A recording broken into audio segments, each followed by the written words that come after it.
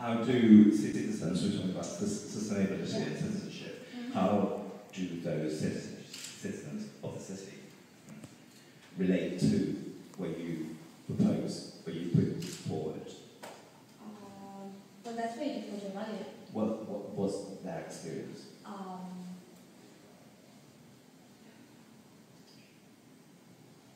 It depends so much on the projects, I guess, but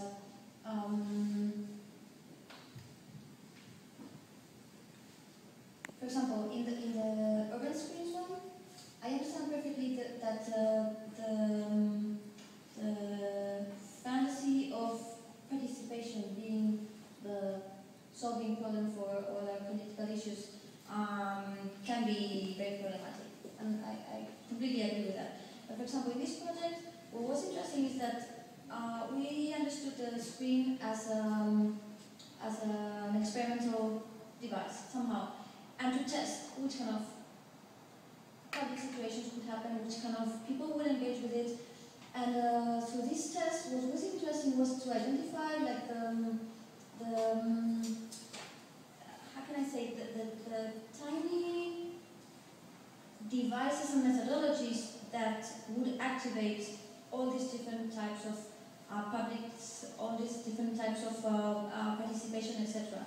So there were certain projects which would enhance, for example, a massive public engagement within the square, like games activating immediately 200 people in 20 seconds.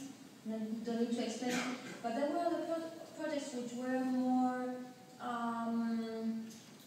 related to very specific needs from very specific groups. For example, the one I showed very briefly, which was related to certain groups which had mental illnesses, also related to their sexual identities. Just the fact of visibilizing their,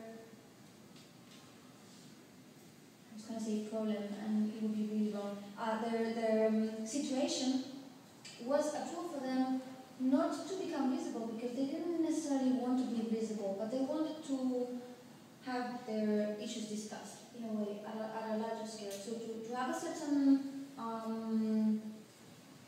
recognition as citizens in a way.